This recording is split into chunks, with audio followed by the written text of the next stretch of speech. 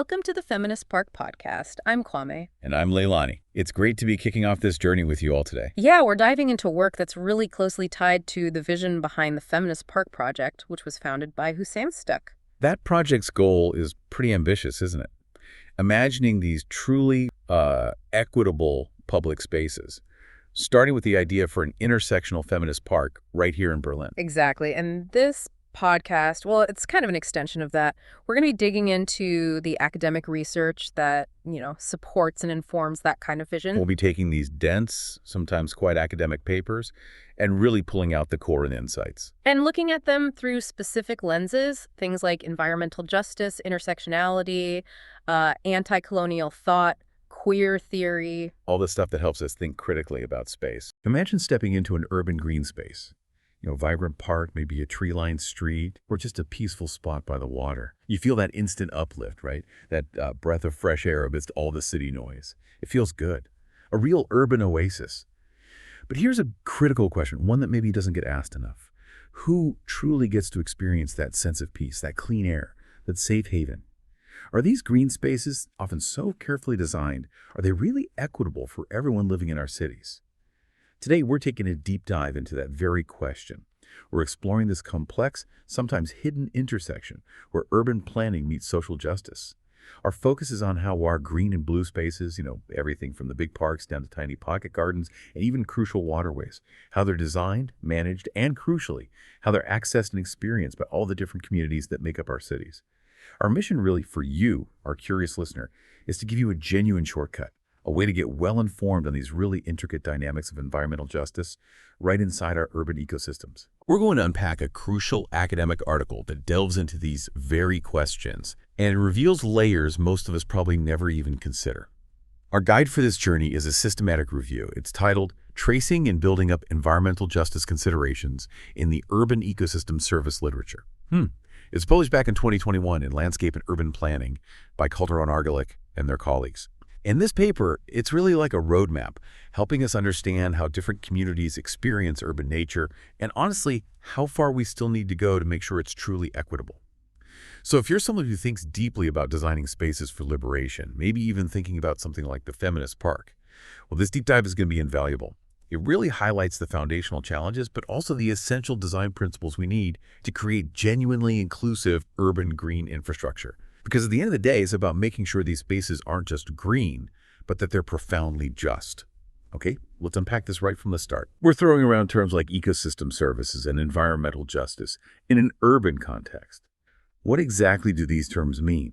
And why is looking at them together, their intersection, why is that so incredibly vital for the future of our cities? That's a really excellent starting point because getting these core concepts clear really sets the stage for everything else we'll talk about. So when you talk about urban ecosystem services, or UES, we're basically talking about all the amazing benefits that people living in cities get from nature within their urban environment. Think of it like nature's gifts, right? Clean air, access to fresh water, places to relax and recreate, even the natural systems that help regulate the city's climate, like trees cooling down our streets on a hot day. These are all direct contributions to our well-being, our quality of life. And complementing that, we have green and blue infrastructure, or GBI. This is the network, ideally strategically planned, of all these natural and semi-natural areas. So it's everything from those big city parks and urban forests, right down to street trees, community gardens, green roofs, and even things like rivers or constructed wetlands. The whole idea is to weave nature throughout the city, to deliver those ecosystem services and a whole host of other benefits to the people living there. Now, environmental justice, or EJ, brings a really critical social lens to all of this. It's not just about having a healthy environment, period. It's about making sure that everyone, absolutely everyone, regardless of their race, income, background, whatever, has an equitable share in the environmental benefits. And, just as importantly, equitable protection from environmental harms. It really encompasses fair distribution of resources, making sure decision-making processes are inclusive, and that institutions actually recognize the needs and values of diverse communities. It's all aimed at achieving what some call full human flourishing. So yeah, it's deeply about people, power, and equity, not just, trees and birds. Right, and what's fascinating here, and the article makes this clear right away, is why bringing these two ideas together, the ecosystem services and environmental justice, is so crucial. It seems that without that explicit environmental justice lens, all our efforts to integrate nature into cities could, kind of paradoxically, end up making existing social inequalities even worse. That really challenges that simple idea that more green is always good for everyone. You've absolutely hit on the core problem this article tackles. Cities everywhere are embracing these nature-based solutions. They're using concepts like urban ecosystem services to plan their green and blue infrastructure. And the intentions behind it are often really noble, aiming for cities that are, inclusive, safe, resilient, sustainable, very much like the vision the UN lays out. But, and this is the big but that Calderón-Argelich and their colleagues highlight, there's a critical flaw. They found a significant kind of widespread lack of comprehensive integration of an environmental justice perspective in these efforts. So while cities are definitely getting greener, they're often not doing it with an explicit justice framework guiding every single step of the way. Okay, so if these greening efforts, even the well-intentioned ones, aren't explicitly considering environmental justice, they might not just be missing the mark, but could actually be creating new problems. Yeah. Or making old ones worse for certain communities. That's quite a sobering thought, actually. Absolutely. The article's central argument is pretty stark. It says that urban planning decisions and interventions that don't fully integrate this broad range of urban EJ issues can, and often do, perpetuate or even exacerbate environmental inequalities. What this means in practice is that the benefits we get from urban nature, like cooler temperatures from trees or spaces for recreation, might just completely bypass economically, socially, or racially disadvantaged groups. And in some of the worst cases, these green interventions can actually harm these communities. Maybe by contributing to what's called green gentrification, pushing people out, or maybe just by completely overlooking their specific needs and priorities in the first place. Wow, that's a truly profound insight. It really forces us to question that default idea that simply adding more greenery is a universal good. It suggests it's not just about the quantity of green space, but really how it's planned, who it's really for, and maybe most importantly, who gets a say in how it's created and managed. Exactly. And even the framework of ecosystem services itself, while it's powerful, has faced criticism. Some argue it's too human-centered or anthropocentric and often prioritizes economic valuations above all else. This can kind of lead to nature being seen primarily as a commodity, something to be measured, priced, maybe traded, rather than something with intrinsic value or, importantly, diverse social meanings for different people. We see cities using green branding sometimes to project this environmentally friendly image. But as other research points out, this can sometimes just mask deeper, unresolved inequalities bubbling beneath the surface. The article really emphasizes that ES assessments often make these broad, sweeping assumptions, like assuming a new park automatically offers equal health benefits to everyone nearby. And this completely overlooks the diverse values, the different demands, and the unique identities that are embedded within different social structures in a city. It's like trying to apply a one-size-fits-all approach, and it just doesn't fit our complex urban realities. Okay, so given those critiques and this real potential for good intentions to maybe go astray, what was the specific mission of this systematic review then? What were Calderón-Argelich and their team really trying to achieve by digging into all this literature in such detail? Their main goal was to thoroughly examine what factors are really critical if we want to effectively include an environmental justice lens when we assess urban ecosystem services. So they systematically went through the existing research to see how three key dimensions of justice, what they call the trilogy of distributional, procedural, and recognitional justice, how these have actually been addressed in practice. And they also looked at which specific types of urban ecosystem services these justice dimensions were being applied to, or perhaps more importantly, not applied to. The overarching argument they build is that we desperately need a deeper, more systematic coming together confluence between environmental justice principles and the way we approach urban ecosystem services. And this integration, it isn't just some academic exercise. They argue it's essential to make sure that the many diverse values and demands of urban communities are actually recognized. And crucially, it's needed to prevent greening efforts from accidentally making existing social and spatial inequities even worse. It's fundamentally about shifting from just adding green stuff to truly creating just green spaces. Right. So it's about making sure urban greening isn't just about ecology or even just about the economics of it, but profoundly about the people living in our cities and the power dynamics between different groups. That feels like a really crucial shift in perspective, moving beyond just the technical stuff to the lived human experience. This really gets to the heart of what genuine environmental justice means, doesn't it? The article talks about this trilogy of justice dimensions, which I find incredibly insightful. It gives us these distinct lenses to view equity in our urban spaces. Let's maybe explore each of those, because it sounds like they build on each other to give a really comprehensive picture. Indeed. Yeah, the article draws on a framework that's become quite widely recognized in environmental justice scholarship, particularly associated with David Schlossberg. It defines justice across these three key interconnected dimensions: distributional, procedural, and recognitional. And it's a really powerful way to dissect how justice manifests, or maybe more often fails to manifest, in our cities. So first up, we have distributional justice.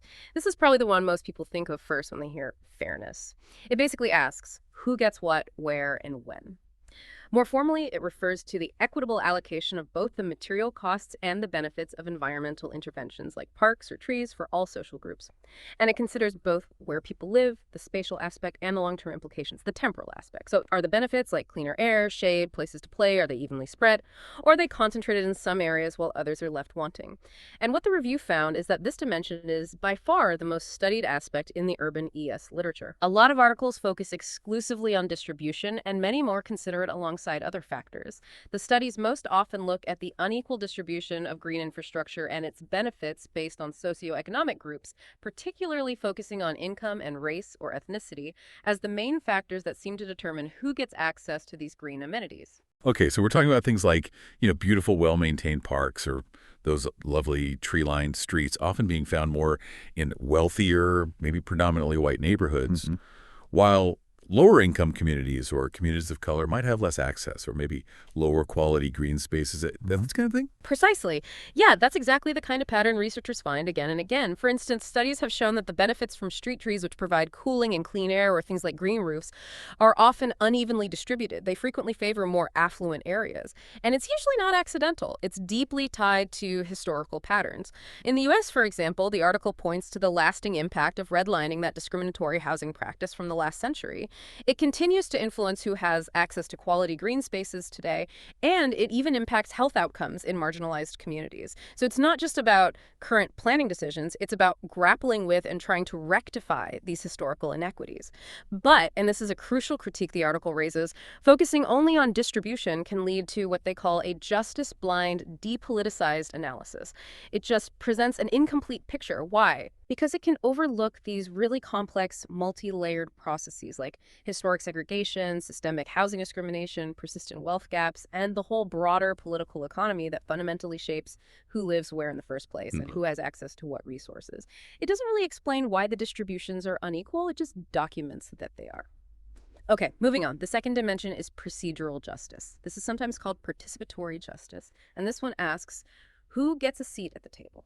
Who actually participates in making the decisions? And, critically, whose voices are genuinely heard and valued in shaping the outcomes?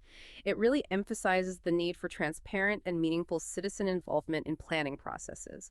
It's about the how of decision-making. Now, the review found that fewer articles focus solely on procedural justice compared to distribution, but it is gaining increasing attention, especially when it comes to decision-making and governance structures for ecosystem services. A lot of studies now include some form of stakeholder assessment, trying to involve different groups. The review noted that local residents and local public authorities were the most frequently involved groups in the studies they looked at. Okay, that sounds encouraging then. It shows a move towards getting more community input, maybe. So this would be like community meetings where residents actually get to shape the design of a new park rather than just being presented with a finished plan. Exactly. That's the ideal scenario. We see examples in studies evaluating urban climate change adaptation plans where community input is seen as crucial for success. Or in research looking at how local organizations help govern things like urban gardens, making sure they actually meet neighborhood needs and preferences. These examples show how active participation can lead to more relevant and effective greening initiatives that truly reflect local priorities. However, there's a critique here too. The article points out that procedural justice mechanisms are often used more to build legitimacy for decisions or to simply recognize diverse preferences on paper. They don't always fundamentally shift the underlying power dynamics. Too often, participation doesn't translate into genuine empowerment or equitable outcomes because the existing institutional structures are inadequate or the processes themselves remain exclusionary in subtle or not so subtle ways. So it's about more than just having a meeting. It's about ensuring people have real influence. And that brings us to the third dimension, recognitional justice. This is sometimes called interactional justice. And this is perhaps the most nuanced, but I think profoundly important dimension. It asks, whose needs, whose values, whose identities, and whose unique lived experiences are truly seen, truly understood, and genuinely valued in the planning, design, and everyday use of urban green spaces? It relates to the quality of interpersonal interactions that allow people to express themselves authentically, and it demands respect for different needs, values, preferences, and identities. Now, the article identifies this as an emerging area, but one that's still quite limited in the literature. Only a relatively small number of the reviewed studies really delved into recognitional justice. These studies tend to emphasize individual needs and perceptions, maybe how different groups value trees differently, for example, and they often highlight the significant lack of consideration for specific vulnerable groups. For instance, research might look at the specific cultural rights and preferences of minority groups involved in urban gardening, and how those might be overlooked in standard park designs. So if I'm understanding this correctly, recognitional justice is really about moving beyond a generic, maybe one-size-fits-all approach to parks and green spaces, and instead making sure that the unique ways different groups value nature, interact with it, maybe feel safe or unsafe in it, are not just acknowledged but actively designed for. This seems incredibly relevant for a concept like the feminist park. You've captured it perfectly, yes. And the critique here is particularly sharp. The article states that urban ES assessments often lack a deeper analysis of how individual perceptions are translated into environmental inequities and related with sociopolitical arrangements and structural exclusion processes. What that means is that crucial questions are still largely being overlooked. Questions like, whose values are actually being prioritized when cities implement greening policies? And which specific identities, needs, and practices of socially vulnerable groups are being neglected or even erased in these processes? Furthermore, while research is starting to emerge on the historical and racialized legacies connected to green spaces, the article strongly urges more scholarship to really interrogate the legacies of violence, exclusion, and trauma experienced in urban green spaces by racialized and gendered minorities. It's about acknowledging the deep, often painful, historical, and human dimension of how different people experience these seemingly neutral green spaces. Wow. That really gives us a much, much deeper understanding of justice than just a simple fair share idea. It's distribution, process, and recognition. And this raises a really important question for me. How do these different dimensions of justice actually play out across different groups of people? People with varying needs, histories, and experiences, and how do they interact with the different kinds of ecosystem services themselves? Because I imagine a park's ability to, say, cool a neighborhood or regulating service might have different justice implications than its role as a place for community gatherings, a cultural service. Let's maybe zoom in on that using some of those intersectional lenses you mentioned, because that feels like where the nuances of these interactions really become visible and super relevant. Absolutely. This is where the analysis becomes truly powerful and I think directly relevant to the challenge of creating genuinely inclusive urban spaces. The article explicitly calls for a much greater focus on intersectional justice. It acknowledges that people have multiple identities, such as gender, class, race, ethnicity, sexuality, or disability, among others, and that these identities interact and are often unrecognized in planning processes. It's about understanding that people aren't just defined by one category, right? They exist at the intersection of multiple identities, and this complex tapestry of experiences fundamentally shapes how they interact with, benefit from, or are potentially harmed by urban nature. It's not just about adding up disadvantages, it's about understanding their unique combined interplay. So let's start with a class and socioeconomic perspective. As we touched on, the article notes that income and educational attainment are the most common factors examined when looking at who benefits from urban nature. Studies frequently explore how economic disparities translate into unequal access to essential services delivered by green infrastructure, things like clean water, healthy food potentially from urban gardens, and other vital resources. For example, lower-income communities often face significant barriers to accessing nutritious food, and while community gardens can offer a solution, their equitable distribution, accessibility, and management are absolutely key. Right. So for a concept like the feminist park, this means the design has to actively work against those class-based disparities, doesn't it? Can't just be a beautiful park that inadvertently serves to raise property values and ends up pushing out the very residents it was perhaps intended to serve. Precisely. That's the danger of green gentrification. A feminist park must ensure that its benefits, whether they're recreational, environmental, maybe food-related, are truly accessible, affordable, and relevant to people from diverse socioeconomic backgrounds. The design process itself and the ongoing management must proactively anticipate and mitigate against becoming a driver of displacement.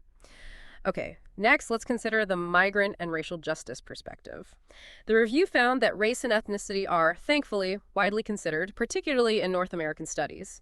This likely reflects the strong history of environmental justice movements rooted in civil rights struggles in the U.S.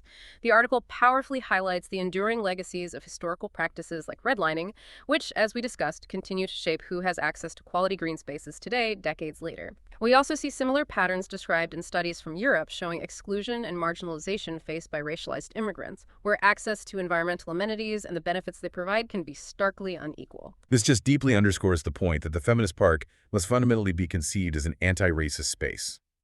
It needs to actively address those historical injustices and the systemic racism that's often subtly or not so subtly woven into the fabric of urban planning.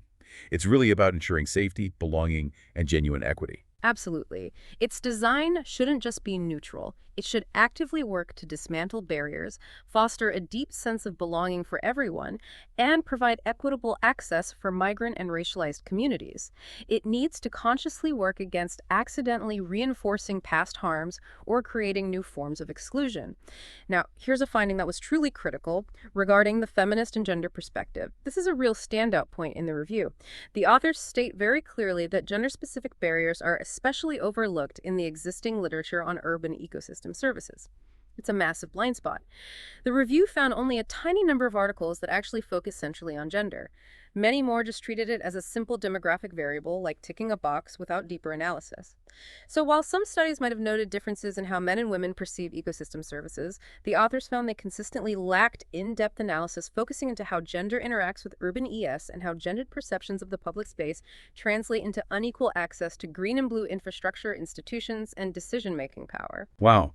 This really validates the core mission of the feminist park, doesn't it? Almost provides the evidence for why it's needed. It highlights this enormous, unaddressed gap in mainstream urban planning, where the lived experiences, the safety concerns, the specific needs, and inequalities faced by women, by gender-diverse individuals, by non-binary people are largely ignored or flattened. It absolutely does. This article provides critical academic validation for the necessity of creating spaces like the feminist park. It implies we need to move way beyond simply acknowledging gender exists to actively designing for the safety, the autonomy, and the diverse needs of all these individuals. And it suggests using richer qualitative methods. The article mentions things like photo voice or participatory research methods that are specifically designed to truly capture and amplify women's and other marginalized genders' voices and perspectives in urban planning, rather than just relying on generalized assumptions or statistics. Okay, turning now to the queer theory perspective. While the term queer theory itself isn't explicitly named as a major theme in the reviewed literature, the broader call for intersectional justice does explicitly include sexuality as one of those multiple identities that are often unrecognized or ignored. And the general finding of a lack of in-depth analysis on the social determinants and mechanisms of exclusion related to those other variables strongly suggests that the experiences of LGBTQIA+ individuals in relation to urban green space are also deeply underserved within the existing research landscape. So, for the feminist park, this implies a need to actively consider non-normative uses of space. Maybe challenge those default heteronormative assumptions baked into so much urban design, ensuring that LGBTQIA+ individuals feel not just tolerated, but visible, safe, and truly belonging, free from judgment or the threat of harassment. Exactly. It requires really deliberate design choices and programming that create genuinely inclusive environments for people of all sexualities and gender identities. It's about moving beyond mere tolerance towards active celebration, visibility, and ensuring safety. And finally, let's look at the ableism and disability justice perspective. Similar to sexuality, disability is explicitly included in the call for intersectional justice within the framework cited by the article. And the policy implications section of the review directly states the need for urban greening plans to consider how its design and implementation takes into account people with disabilities. Yeah. Furthermore, global mandates like the UN's Sustainable Development Goal 11.7, which the article references, specifically call for universal access to safe, inclusive, and accessible green and public spaces, particularly for women and children, older persons, and persons with disabilities. Right. So this highlights that for the feminist park, accessibility can't just be about meeting minimum building code requirements, like adding a ramp and calling it done. It has to be about genuine, holistic inclusion, thinking much more broadly. Absolutely. The park needs to be designed with a deep disability justice lens. And that means actively identifying and dismantling not just the obvious physical barriers, but also the social barriers, the attitudinal barriers.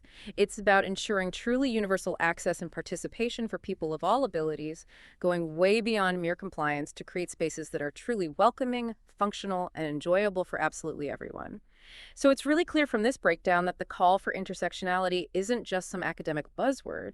It's fundamentally about making sure that the specific, often overlapping barriers faced by different groups aren't just ignored or aggregated into some generic vulnerable population category.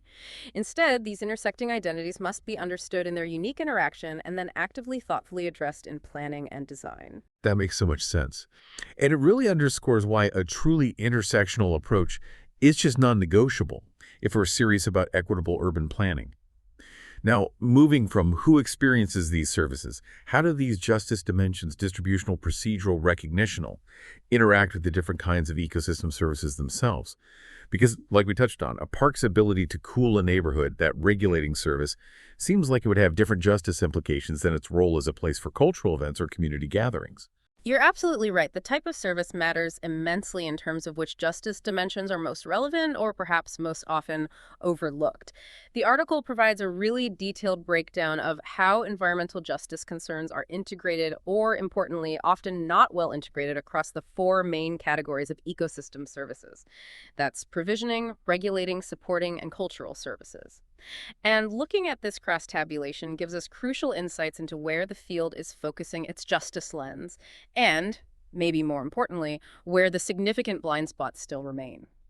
Let's start with regulating ecosystem services. Remember, these are those critical benefits nature provides for climate adaptation and resilience, things like controlling stormwater runoff, purifying the air, regulating urban temperatures like reducing the heat island effect, and moderating extreme weather events.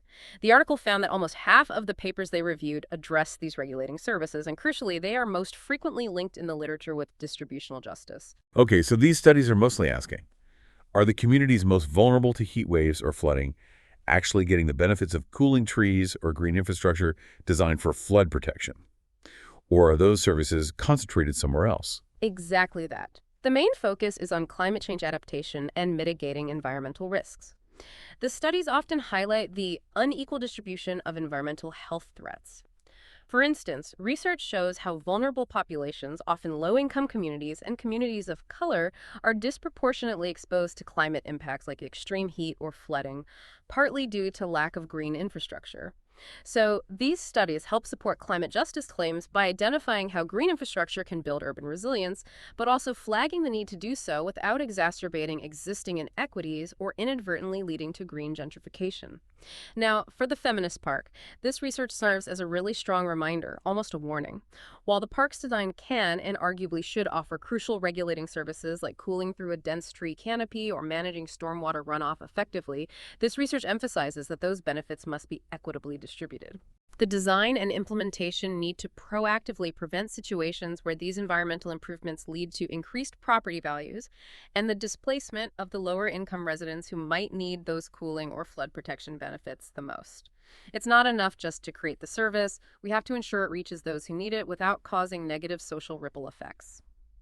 Okay, next up we have cultural ecosystem services. These are all the non-material benefits that enrich our lives. Things like aesthetic beauty, opportunities for recreation and play, mental and physical health benefits derived from being in nature, fostering a sense of place and identity, and building social cohesion. These are also very frequently assessed in the literature reviewed. But what's particularly interesting here is their stronger link to procedural justice and especially recognitional justice compared to the other types of services. So this connects directly back to the purpose of the Feminist Park, doesn't it? It seems like it must prioritize these cultural services, intentionally designing spaces that foster diverse forms of recreation, community building, and well-being. Absolutely. The focus in studies looking at cultural ES and justice is often on understanding the diverse ways people actually use green spaces, the public health outcomes associated with access, and, critically, how to incorporate community perceptions and preferences into decision-making. Researchers are using some really innovative approaches here, like participatory mapping, where residents actually map out the places that are important to them, or analyzing social media data to understand how different groups use parks. There's also growing interest in understanding relational values, the principles, preferences, and cultural meanings associated with people's relationships with nature and with each other in natural settings. This offers a powerful channel to connect with those often underrepresented procedural and recognitional dimensions of justice. So, for the feminist park, this means prioritizing cultural services is central. It involves designing spaces that cater to diverse forms of recreation, not just sports fields, maybe quiet contemplation areas, community gathering spots, spaces for cultural expression. It means designing to foster genuine social cohesion and promote holistic well-being for everyone. But, and this is key, this must be achieved while deeply integrating recognitional and procedural justice from the very beginning. This points towards truly community-led design processes that actively value and incorporate diverse cultural identities, diverse ways of interacting with nature, moving way beyond that generic one-size-fits-all park model. Thirdly, we have provisioning ecosystem services. These are the more tangible benefits nature provides, like food supply, think urban agriculture, water supply, maybe raw materials. The article shows this category plays a relatively minor role in the environmental justice literature they reviewed. When it does appear, it's mainly linked to urban gardens and allotments providing local food. There's some discussion of things like payment for ecosystem services, PES schemes, but these are often critiqued for not adequately addressing issues of inclusion and equity. Okay, so if the feminist park were to incorporate something like community gardens, this research would suggest we need to be really careful about how they're set up and managed. Precisely. This research serves as a critical warning. If the park includes elements like community gardens, their provisioning benefits must be genuinely accessible and, importantly, empowering for marginalized groups. It's not enough just to have a garden. It needs to be designed and managed equitably. Who gets plots? Who makes decisions about what's grown? Are resources provided? Without careful thought, these initiatives could accidentally replicate or even exacerbate existing inequalities in access to land, resources, or decision-making power. The benefits need to truly reach those who stand to gain the most. And lastly, supporting ecosystem services. These are the fundamental ecological processes that underpin all the other services, like habitat provision for biodiversity, soil formation, nutrient cycling. These were focused on in fewer articles in the review and generally had less explicit emphasis on environmental justice concerns compared to the regulating and cultural services. So while biodiversity is clearly important ecologically, this research suggests that the feminist park shouldn't just think about habitat creation in isolation from people. Exactly. It suggests the need to integrate biodiversity considerations with a much more nuanced understanding of how diverse communities interact with, value, and potentially benefit from or are excluded from accessing nature and wildlife.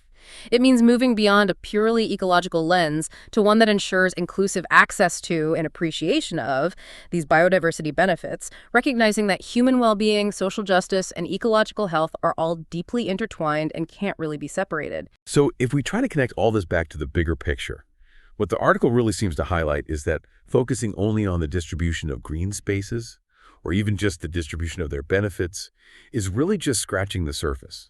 It's about so much more than just putting a park in a neighborhood that doesn't have one.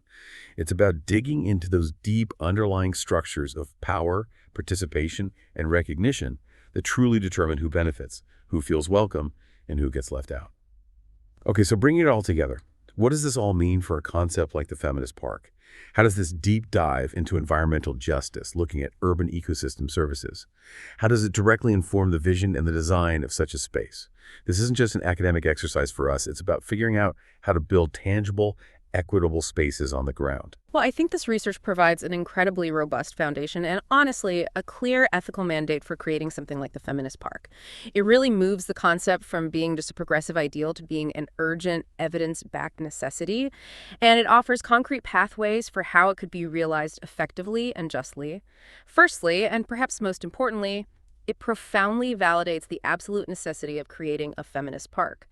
The article clearly demonstrates, through its systematic review, how existing urban greening strategies have systematically overlooked critical dimensions of justice, particularly, as we discussed, for women, for gender-diverse individuals, for racialized communities, and for people with disabilities. That documented neglect of gender-specific barriers in the current literature, that's a glaring gap, a documented failure in conventional urban planning that a feminist park aims to directly confront and address. It's not just a nice to have, it's a direct response. Secondly, these insights directly inform the core design principles and the overarching goals of the feminist park. It emphasizes that the park can't just be green in the simple ecological sense. It must be explicitly and intentionally just in all its social dimensions. And that means moving way beyond mere aesthetic appeal or basic ecological function to intentionally weaving in these key elements. Things like explicit justice definitions. The park's design charter, its management plan, they need to start with clear operational definitions of what justice means in its specific context. This means articulating how it will address the pre-existing inequities in that community, and critically, how it will actively prevent the creation of new ones through its own existence.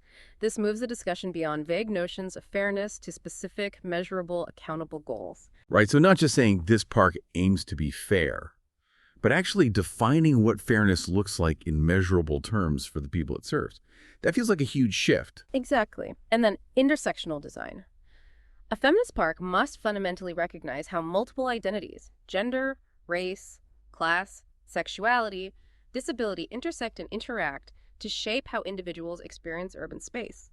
This requires designing for a truly diverse range of needs, values, and identities, acknowledging that these multiple identities interact and are often unrecognized. It means, for example, designing for both physical accessibility and emotional safety, understanding how those needs overlap and intertwine differently for different people, also procedural justice in practice. The park must embed transparent and genuinely participatory processes right from its earliest conception all the way through to its ongoing management and evolution. And this isn't about token consultation meetings. It's about ensuring that historically marginalized voices don't just get to comment, but actively lead and inform the decision-making. This probably means adopting those more qualitative, community-based methods like photo voice or participatory action research to genuinely capture and integrate diverse perspectives, rather than relying solely on top-down expert planning. That really empowers the community to be co-creators of the space, not just passive recipients of it. Absolutely. And then, critically, prioritizing recognitional justice. The feminist park must actively work to acknowledge and respect the different ways diverse communities connect with nature, value it, and want to use it. It has to overcome that tendency in current planning to overlook whose values get prioritized, and instead consciously seek to elevate the values and preferences of those traditionally excluded or ignored. And this also includes that crucial component we discussed, interrogating legacies of violence or trauma associated with public spaces for certain groups, and ensuring the new space is designed to be healing, not re-traumatizing. And thirdly, the research illuminates some really critical challenges that the feminist park must actively anticipate and mitigate. These aren't just theoretical problems, they're real-world phenomena that have undermined the equity goals of many previous greening efforts. First and foremost, green gentrification. The park must proactively work to avoid the trap where well-intentioned environmental improvements inadvertently lead to rising rents and property values, ultimately displacing the very vulnerable groups it might have aimed to serve. This means explicitly incorporating an analysis of potential trade-offs, conflicts, and deep inequalities into its planning and ongoing evaluation. Design choices, programming, even governance structures need to consider affordability, access for existing residents, and long-term community stability, not just short-term aesthetic or ecological gains. So it's about actively designing to ensure the park benefits existing residents, particularly the most vulnerable, rather than accidentally becoming a catalyst for their removal. That's a tough balancing act. It is, but it's crucial. And linked to that is universal access. The park has a clear mandate, reinforced by things like the SDGs, to fulfill that goal of universal access to safe, inclusive, and accessible green and public spaces, especially for women, children, older adults, and people with disabilities. However, this research really pushes us to go beyond just basic physical access, beyond just ramps and curb cuts. It demands truly inclusive design that holistically addresses things like gendered perceptions of safety, like lighting, sightlines, escape routes, various mobility constraints, sensory needs, and differing cultural requirements for how space is used. And finally, moving beyond static justice, the idea of the feminist park should probably embrace environmental justice, not as some fixed idealistic endpoint, but as the article suggests, quoting Brand, as a dynamic and pluralistic one which urban communities actively construct in their specific contexts. What this means is the park itself must be designed to be adaptable, responsive, and maybe continually co-produce with the communities it serves. It needs to be able to reflect evolving needs, changing demographics, and ongoing community dialogues about what justice means over time. So the feminist park isn't just a green space in the traditional sense at all. It's more like a living laboratory, isn't it? A space for experimenting with and demonstrating a more equitable future for urban planning. It sounds like it's built on the very principles this article explores, really pushing the boundaries of what urban greening can and, maybe more importantly, should be. It's an exciting, but definitely challenging vision. It truly embodies a commitment to not just provide access to nature, but to provide it justly. And maybe even more profoundly, to provide it in a way that actively heals past harms and empowers communities for the future. This deep dive has really shown us that the path to truly just and inclusive urban green spaces requires a far more nuanced, much more interconnected approach than simply adding more greenery or even just distributing it a bit more evenly. The article itself actually points towards what it calls new frontiers in environmental justice research areas where urban ecosystem services scholarship and, by extension, visionary projects like the Feminist Park can actually help shape the conversation moving forward. Yeah. It's about actively influencing the future direction of this entire field. That's right. I recall the authors calling for expansion beyond that classic trilogy of distributional, procedural, and recognitional justice. What does that look like in practice? What are these crucial next steps we need to be thinking about when we talk about justice in urban nature? They specifically emphasize integrating two additional really crucial dimensions: restorative justice and a deeper, more robust understanding of intersectional justice. These are areas where current research, as highlighted by the review, is still relatively nascent, but they hold immense potential for creating truly transformative urban planning approaches. So, restorative justice, in this context, highlights the urgent need to acknowledge past experiences of violence, oppression, and exclusion related to urban spaces, including green spaces. And it asks us to consider the extent to which green interventions can address historical trauma. It really calls for corrective and restorative emancipatory measures for marginalized groups. Now, think about what this could mean. Instead of just placing a new beautiful park in a historically disinvested neighborhood, a restorative approach would involve designing that space to actively heal some of those past harms. Perhaps the design commemorates lost histories that were erased. Maybe it directly addresses the legacies of redlining through its physical form or programming. Perhaps it creates dedicated spaces of remembrance, truth-telling, or community reconciliation. It's about building green spaces that are not just present in a community, but are actively healing for that community. Wow, that is incredibly powerful. It means a truly just green space doesn't just look forward. It has to acknowledge and actively address the past. It needs to confront historical injustices head on. It sounds like it's about remediation and repair just as much as it is about recreation or aesthetics. Precisely. It adds a whole other layer of responsibility and potential. And then, expanding on what we discussed earlier with the intersectional lenses, developing a deeper understanding of intersectional justice is key.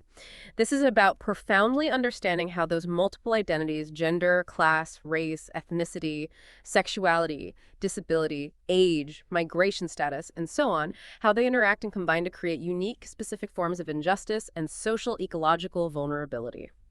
It's crucial for uncovering the specific, often layered challenges faced by historically unprivileged groups that might be missed by single-axis analysis.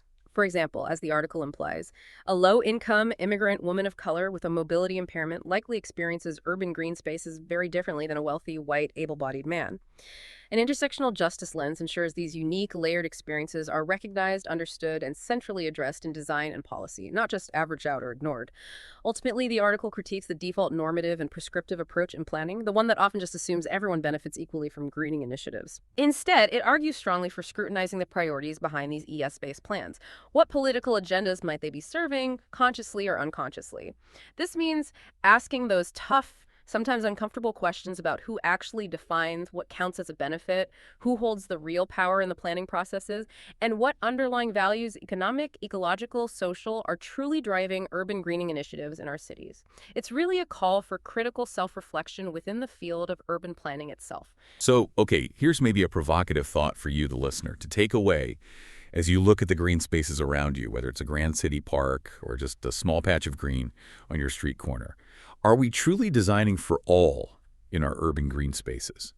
Or are we perhaps inadvertently just perpetuating historical patterns of exclusion and injustice, maybe just packaging them in a slightly greener aesthetic? What stands out to you from this deep dive that might change how you look at the parks, the trees, the waterfronts in your own community, and maybe how you might start to advocate for them differently? And this raises that really important, maybe ultimate question. What will it actually take for urban planning, for policymakers, maybe for us as a society, to move beyond simply greening our cities, to truly figuring out how to green them justly.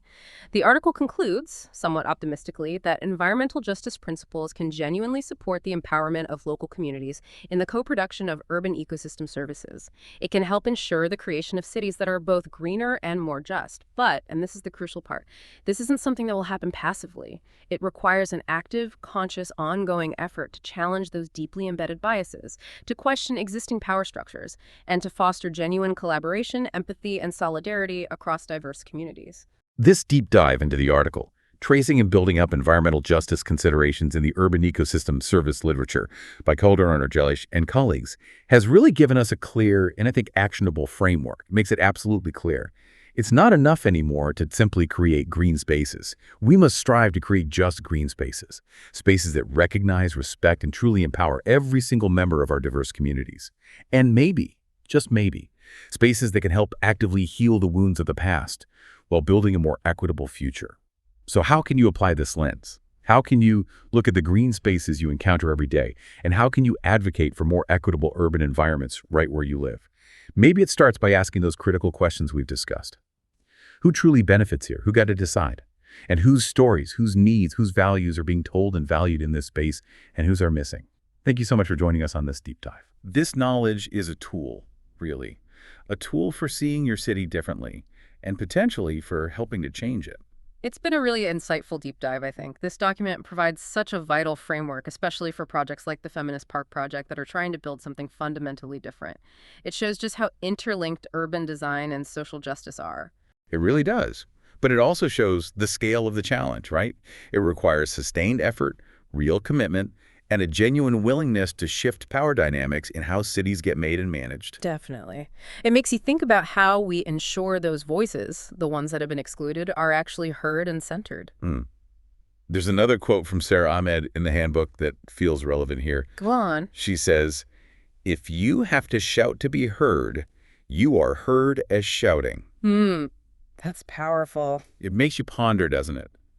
How can the design of public space itself work differently? How can it amplify the voices of those who've been historically silenced, ensuring their needs are met without them having to shout just to be noticed? How can design itself listen? That's a really provocative thought to end on. A lot to think about. Indeed. Thanks for joining us for this deep dive.